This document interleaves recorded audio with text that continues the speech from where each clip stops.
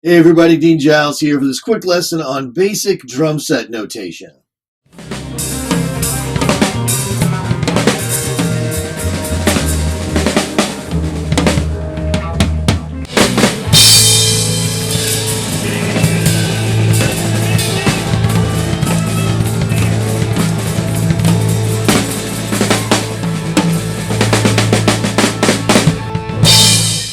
Okay everybody, I know that when you're first learning a new musical instrument like the drums, you don't really want to take the time to learn how to read music. You just want to get in there and have some fun on the instrument. Totally understand that, but I think that if you take a moment just to learn a little bit of the basics on how to read and write drum notation, I think it will really help you out a lot. One of the first things we'll need to look at is this device called the metronome. Every musician really should be working and practicing with a metronome. It's a device that helps us maintain a steady meter, and we can also use it to help internalize the pulse or meter so that we play good, steady time. So let's take a look at the metronome. Okay, so we're on my phone here, and we're taking a look at the metronome app that I use. You can see at the top it's called Tempo, and then below that we have the little section there with four kind of green blue lights, and then below that you'll see the number 60, and that is our clicks per minute. So what the metronome does is it gives us a steady click or pulse, and you can set that up to how many you want per minute. And so in this case, we have it set for 60 clicks or pulses per minute once every second. And you can speed that up. Here I am moving it up here to 76, a little bit faster. And we can keep moving it up. It has quite a large range. And so we're going to use this metronome in order to keep real good, steady time when we play a piece of music. And you really need to get used to playing with the metronome, practicing with the metronome. It will really help your sense of time and meter, and it will make it so that other band members, other people in the band will want to play with you. They'll want to have you as their drummer if you're able to keep really good, steady meter and steady time when you play a song. Also in the metronome here, in the bottom right-hand corner, you'll see a quarter note. That's a quarter note down there. And then to the left bottom corner, you'll see the time signature, and we'll talk a little bit more about that when we get to looking at the notation on the page. So I'm going to hit play here on the metronome, and you'll see what happens, and hopefully hear the clicks as they emit out and how the lights react, and they'll just chase from left to right. And we're in a 4-count cycle, so it's going to light up those 4 lights and then kind of chase around back to the light on the left. So here we go at 60 clicks per minute.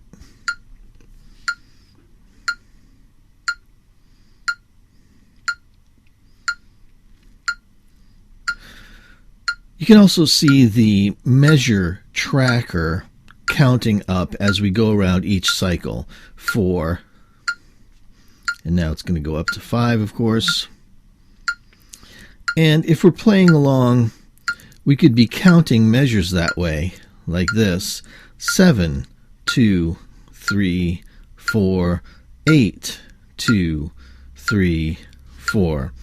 That way we know how many measures we've played into the song, and it also helps us with form and phrasing and things like that, which we'll get into in another lesson.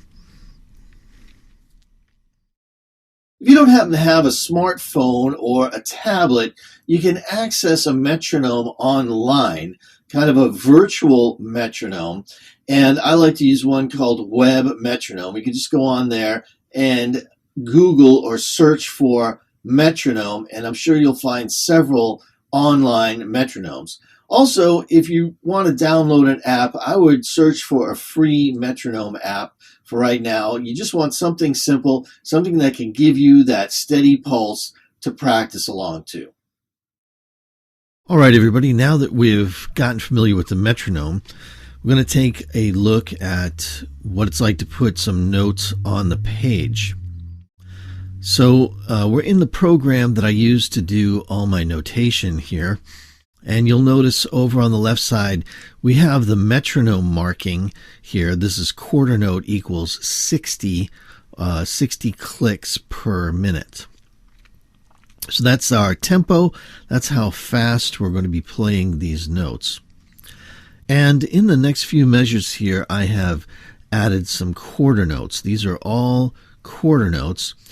A little bit different style of quarter notes as you see them kind of going through here. This is really what a basic quarter note looks like, this one right here. And the reason why we changed the look of the quarter note is so that we know what instrument to play those notes on. For instance, this measure here holds the quarter notes for the hi-hat. So this would indicate that we're playing those notes on the hi-hat. This indication means that we're playing on the ride cymbal. This indication over here means the crash cymbal. And as we go down, we'll see the snare drum here on the third space up from the bottom. And that's pretty standard. You're going to see the snare drum pretty much there all the time. The bass drum down lower on the staff in the first space. And then when I write tom-toms, I like to circle the note so that it's easy to see that they're tom-toms immediately. And of course, the higher pitched tom-tom is going to be higher up in the staff. So this is tom number 1. And in the middle here, tom number 2, which is actually on the snare drum line, but it's circled. So that tells you it's tom number 2. And then down here is the floor tom, or tom number 3. Now, people do this differently. And so you have to be a little intuitive just to kind of look at the notation sometimes and decipher what they're trying to tell you to do. But with some experience, you can pretty much figure out most notation. So down here now we have quarter notes and quarter rests. So I've included the rest now. So these are 3 quarter notes on the snare drum, and then we have a rest here. So again, when we have notes, we play, and when we have a rest, we don't play. But the space there is still valid. That 4 count right here is still valid. So we're going to count that, but we're just not going to play anything there. Now over here in the next measure, we see that we have the rest moved to count number 3. And in here, we have it moved to count number 2. Okay, let's go up and we'll play these few measures of quarter notes at 60 beats per minute or 60 clicks per minute. And you'll see how that sounds as we go through each different instrument of the drums. And of course, these are all sample sounds, so they're not going to sound great, but you'll get an idea of what it would be like to play the snare drum, the bass drum, tom number 1, tom number 2, and tom number 3. So here we go.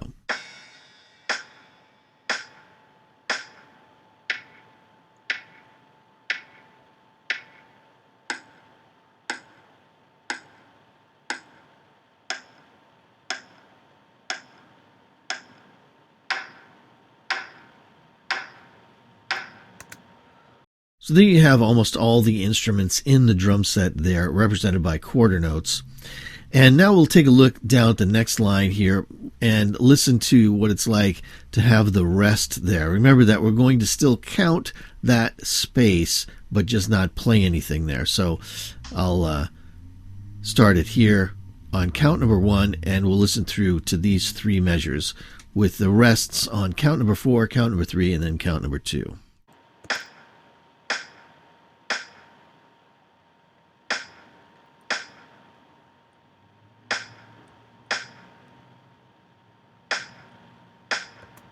Okay, so I hope you followed that all right. And now we'll look down to the eighth notes.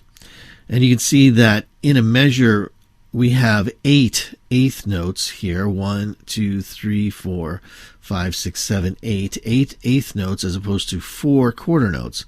And that's because it takes 2 eighth notes to make up 1 quarter note space. So each eighth note is only half the size of a quarter note.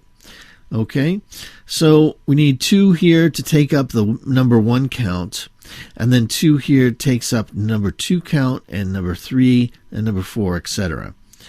And the way I have them here in this measure, these again are the hi-hat eighth notes, and the way I have them here is unbeamed and then beamed. And most of the time when you see the eighth notes written, you're going to see them beamed like this here.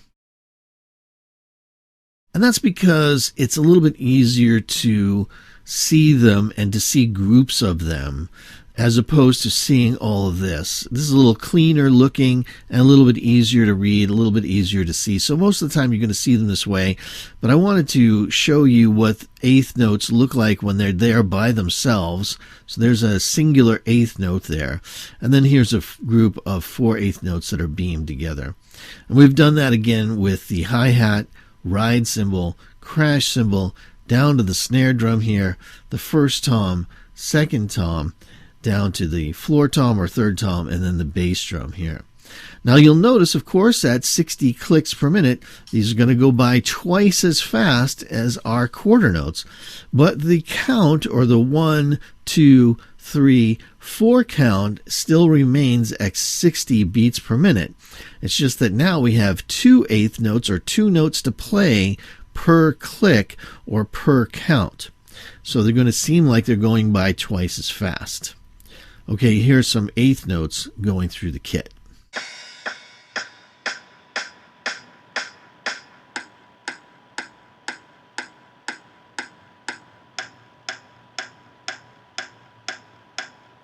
Okay, and of course we can add rests or insert rests into this as well. So here's a line with a few eighth rests. The eighth rest looks like the number 7, and here you can see it on count number 4, directly on count number 4, on count number 3, and then here on the second half of the 2 count, or the and of 2. The way we count eighth notes generally is 1 and 2 and 3 and 4 and. So that if someone were to ask you where the rest is in this measure, you could say it's on count 3, and it's an eighth note rest or an eighth rest on count 3. And here you would say it would be on the and of 2. Okay, the and of 2. So let's listen to that line with the rests involved with the eighth notes all on the snare drum.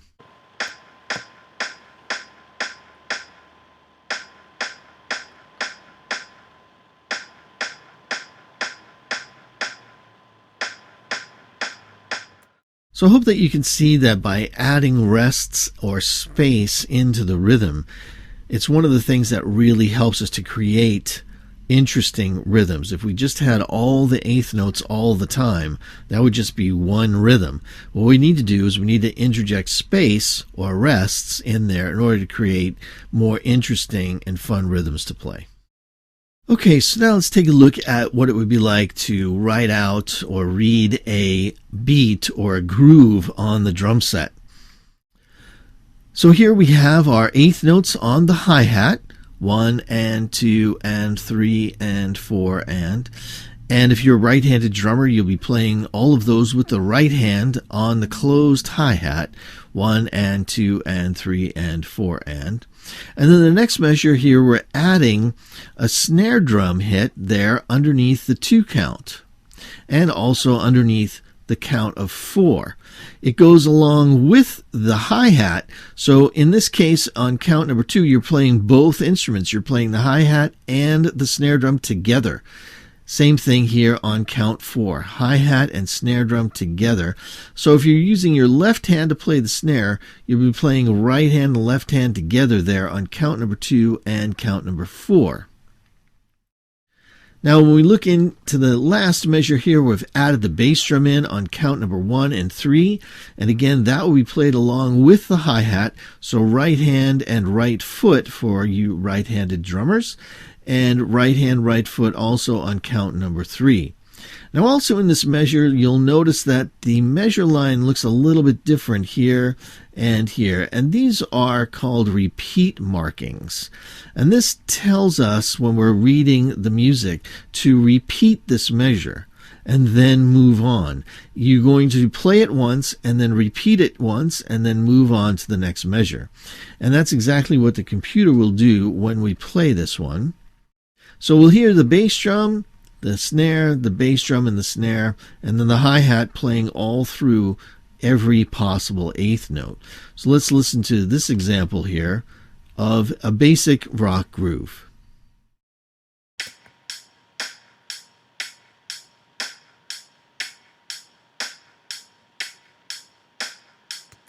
Okay, let's take a quick look at playing this groove on the drum set. This is groove number 2 from groove study number 1. 1 and 2 and 3 and 4 and 1 and 2 and 4 and 2 and 2 and 3 and 3 and 2 and 3 and 4 and 4 and 2 and 3 and 4 and. Okay, everybody, for the last section of this video, we're going to take a look at what it's like to notate a drum fill from the snare drum, starting at the snare drum here, and then moving up to the first tom, the middle tom, and the floor tom. And actually, I have it written out here in 2 measures, and also written as eighth notes, 1 and 2 and 3 and 4 and then again we get to the bar line and we start counting again from number 1, 1 and 2 and 3 and 4 and. So this is a pretty common fill, something you've probably heard many times on the drums. And also out here you see that we have our repeat bars again, or our repeat signs. And this time I have it over 2 measures or 2 bars. So it will play these 2 measures and then it will loop all the way back to here and play 2 measures again. So this is actually going to play a total of 4 measures of music.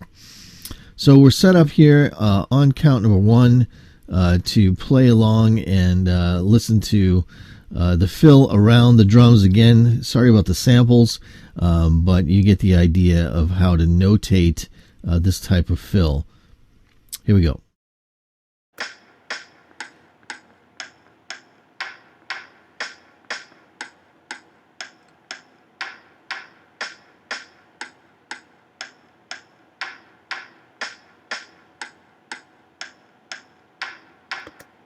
I hope you can now look at some drum notation that maybe you're going to get from your instructor or over the internet or from a book, and be able to understand and decipher that notation and be able to play and practice the beats and the fills that you might come across. So thanks a lot for watching, and I'll see you in the next video.